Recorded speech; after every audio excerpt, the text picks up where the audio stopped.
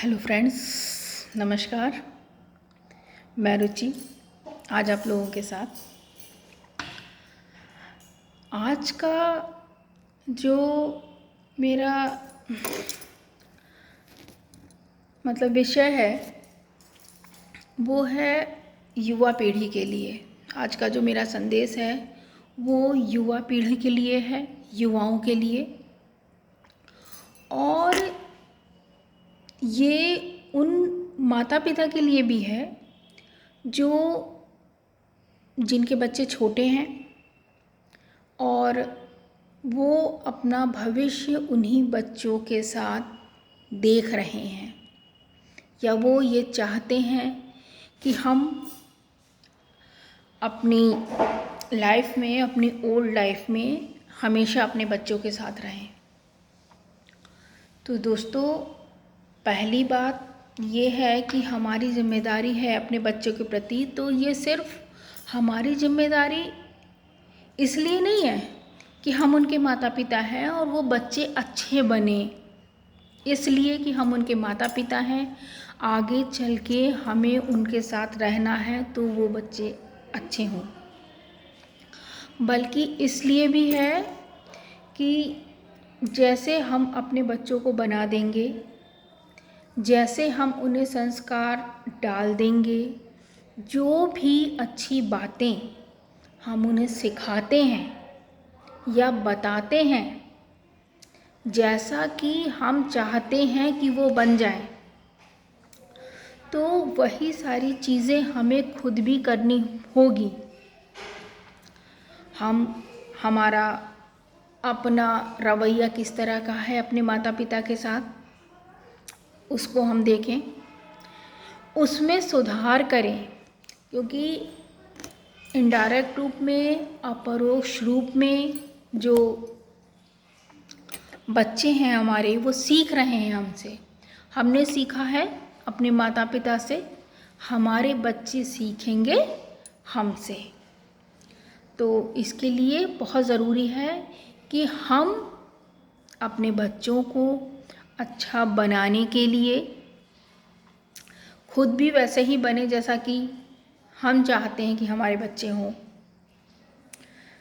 दूसरी जो इम्पॉर्टेंट बहुत ज़्यादा बात है वो ये है कि आजकल का जो पैटर्न, लिविंग पैटर्न चल रहा है, जैसे सब लोग रह रहे हैं, रहन सहन हो गया है, घरों में साज सज्जा और आधुनिकता का जो माहौल बन गया है, उससे बच्चों में काम करने की आदत बहुत ज़्यादा कम होती जा रही है और उनका फिज़िकल होना पूरा बंद हो चुका है।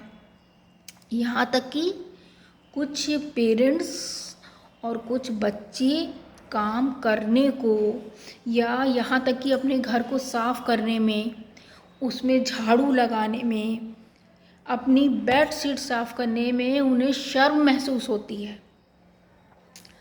तो इस आदत को बदलने के लिए हमें छोटी छोटी बातों पे ध्यान देना होगा, जिससे उनकी जो लाइफ है, उनका जो जीवन शैली है, वो लग्जीरियस ना हो और उनका फिज़िकल होता रहे और वे अपने कामों को करते रहें। क्योंकि अगर वो अपने कामों को नहीं करेंगे और उनको हम लोग बना बनाया हलवा खिलाते रहेंगे, तो उनकी आदतें वैसी ही हो जाएंगी जैसे कि बिस्तर पे पड़े पड़े खाने की, बिना कुछ करे ही सब कुछ पा लेने की। कभी भी आप अपने बच्चों को ज़रूरत से ज़्यादा फैसिलिटी कभी भी ना दें। उनको हमेशा इस बात के लिए प्रेरित करें कि अगर बेटा तुम्हें अगर कुछ चाहिए तो उसके लिए तुम्हें कुछ करना होगा।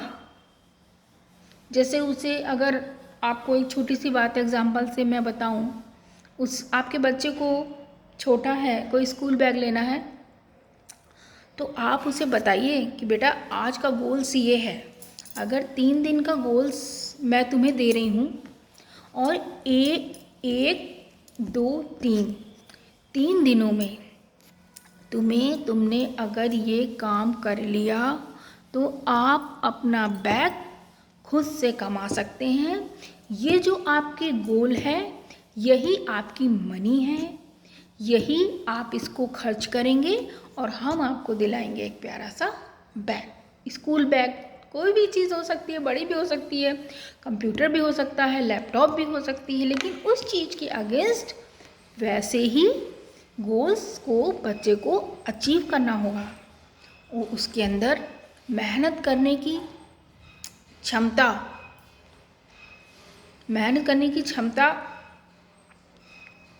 होगी, और वहीं दूसरी ओर उसके अंदर जो सबसे बड़ी चीज़ है वो आत्मविश्वास पैदा हो जाएगा कि हाँ, मैंने इस चीज़ को खुद खरीदा है या ये मेरी मेहनत के फलस्वरूप मुझे मिली है।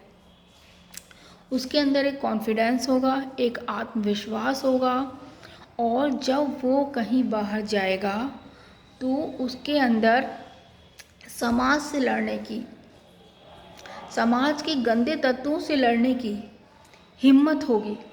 नहीं तो वो, अगर आप इसी तरह उसको फूली फूली चुगाते रहेंगे, उसको कहेंगे बेटा चलो यहाँ से वहाँ तक जाना है तो लो बाइक ले लो चले जाओ, या चलो तुम्हें ड्रॉप कराते हैं, उन्हें आप पैदल चलना नहीं सिखाएंगे, उन्हें आप ये नहीं बताएंगे कि तुम्हारी ये टेबल है इसको साफ़ कर लो, तुम्हारा ये बेड है इसको तुम साफ़ कर लो, अपने रूम को तुम क्लीन कर लो, ठीक है, अपना जाके अपने कपड़े हैं इनको वॉश कर लो, स्कूल ड्रेस है इसे धो लो। ये छोटी छोटी चीज़ें हैं, लेकिन ये इतनी इतनी इतनी इतनी इतनी ज़्यादा पावरफुल है, इतनी ज़्यादा पावरफुल है कि ये हमें आगे चल के समाज से लड़ने की, किसी चीज़ का जिसका हम विरोध करना चाहते हैं, जो बातें हमें नहीं पसंद हैं, उन चीज़ों को का विरोध करने की जो क्षमता होती है वो उत्पन्न होगी उनके अंदर। वो सही राह पे चलने के लायक बन जाएंगे। अगर उनके पास भविष्य में पैसे कम हैं तो वो अपनी मेहनत से उसे कमाना सीखेंगे, उसे इकट्ठा करना सीखेंगे। वहीं अगर दूसरी ओर आपने उसे पूरी तरह से बना दिया इस टाइप का कि बेटा तुम ये ना करो, बेटा तुम वो ना करो, बेटा तुम ये खा लो, बेटा तुम वो खा लो। अच्छा, इसी से एक बात और याद आ रही है कि बहुत से जो पेरेंट्स हैं वो अपने बच्चों को क्या करते हैं कि वो ज़्यादातर क्या खिलाएंगे, आलू खिला देंगे, आलू टमाटर। जैसे बहुत से लोग हैं वो कहते हैं कि हमारा बच्चा सिर्फ मैगी खाता है, हमारा बच्चा जो है उसे क्रीम रोल चाहिए, उसको बर्गर चाहिए, उसको समोसा चाहिए। और उसको बताते समय वो बड़े अपने गर्व का अनुभव भी करते रहते हैं साथ में कि ये बड़ी अच्छी बात है। अगर कोई अच्छी बात है तो ये नहीं है, अगर अच्छी बात है तो ये है कि हमारा बच्चा करेले की भी सब्ज़ी खा लेता है, पालक की भी खा लेता है, बैगन की भी खा लेता है और तुरई लौकी की भी खा लेता है।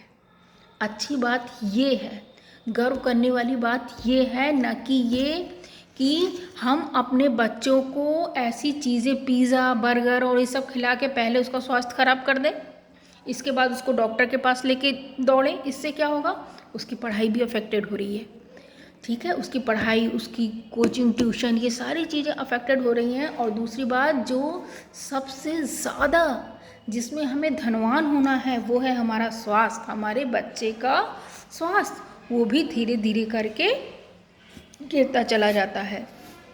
तो दोस्तों, बहुत ज़रूरी है कि हम अपनी आने वाली पीढ़ी को, अपनी युवा पीढ़ी को बचपन से ही सुसंस्कृत करें, क्योंकि जब बच्चे बड़े हो जाते हैं तो माँ बाप कहते हैं हमारा बच्चा ऐसा है, हमारा बच्चा वैसा है, ठीक है।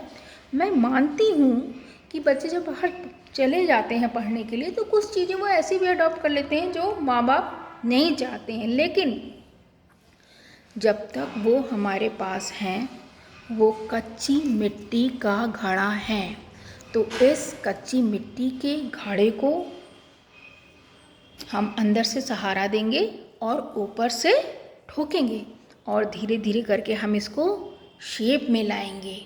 जब तक बच्चे हमारे पास हैं, जो आदतें हमें उन्हें पढ़वानी है, जो ज्ञान हमें उन्हें देना है, हम चाहते हैं कि वो अच्छे बने, तो वो आदतें उसमें बड़े होकर कभी भी डेवलप नहीं हो पाएंगी जितना कि बचपन में बच्चों की देख रेख हम कर सकते हैं। उन्हें कसना सिखाइए, अपने को कसना सिखाइए कि जीवन कैसा है, उसमें किस किस तरह की मुसीबतें आती हैं। आज वो अपने माँ बाप के पास हैं, अगर वो आज भी नहीं सीख पाएंगे, हमेशा माँ बाप साथ नहीं रहेंगे, किसी की परिस्थितियों को कोई भी नहीं बता सकता। यहाँ तक कि हम लोग अपनी परिस्थितियों को खुद भी नहीं बता सकते कि भविष्य में क्या होगा। तो इसलिए हमेशा कठिन परिस्थितियों के लिए स्वयं भी तैयार रहें और अपने बच्चे, युवा पीढ़ी को भी डायरेक्ट इनडायरेक्ट रूप में हमेशा शिक्षित करते रहें। यहाँ तक कि अगर आपका बच्चा बाहर पढ़ने गया है और पढ़ने के बाद वो आ गया है घर पे, तो भी उसके साथ बैठें, कुछ समय बिताएं, उसके साथ चाय पिएं, उसके साथ टहलने जाएं, उसकी प्रॉब्लम्स पे डिस्कस करें। ये सारी चीज़ें बहुत ही ज़रूरी हैं दोस्तों। और ऐसा नहीं होता कि सिर्फ बच्चों की ही प्रॉब्लम सॉल्व होती रहती है, उससे हमें भी कहीं ना कहीं बहुत ज़्यादा अच्छा लगता है। हम कभी बूढ़े नहीं होते और बच्चे कभी बहुत बड़े नहीं होते। तो इससे एक तो आने वाली पीढ़ी का लाभ है और हमारा भी लाभ है, दोनों ही पीढ़ियों की खुशी छिपी है इसमें। और यदि कहीं आपके भी माँ बाप मिल जाएं तो 3 पीढ़ियाँ इकट्ठी हो जाती हैं। तो उस समय जब तीनों पीढ़ी इकट्ठा हों तो उस समय को आप एंजॉय करें, उन्हें जिएं, उन क्षणों को, अपने माँ बाप को सुख देने का प्रयास करें, क्योंकि जो भी कुछ कोई है तो उसमें माँ बाप का बहुत ही महत्वपूर्ण योगदान रहा होता है। एक छोटा पेड़ रहता है, उसकी सिंचाई की जाती है, उसको खाद डाली जाती है, तब वो जाके कहीं बड़ा होता है। उसी तरह से अपने आने वाली पीढ़ी, अगली पीढ़ी और पिछली पीढ़ी, दोनों ही पीढ़ियों का ख्याल रखने का पूरा प्रयास करें। और इससे हमारा जो जीवन है वो बहुत ज़्यादा सुंदर हो जाएगा और हमें बहुत सारी एनर्जी मिलेगी जो हमें अच्छे कामों को करने के लिए प्रेरणा देती है। और हमें भी ऐसा लगने लगता है कि आज पेरेंट्स हमारे हैं, कल हम उनकी जगह होंगे, परसों हमारे बच्चे आएंगे उनकी जगह। कुछ चीज़ें उनको हमेशा सिखाते रहिए और कभी भी ये नहीं सोचिए कि वो नहीं सीख रहे हैं। अपने आप को इस बारे में नेगेटिव कभी भी नहीं होने देना है कि हम जो सिखा रहे हैं वो हमारे बच्चे नहीं सीख रहे हैं। इस चीज़ को आपको कभी भी नहीं सोचना है। ठीक है दोस्तों, धन्यवाद, नमस्कार।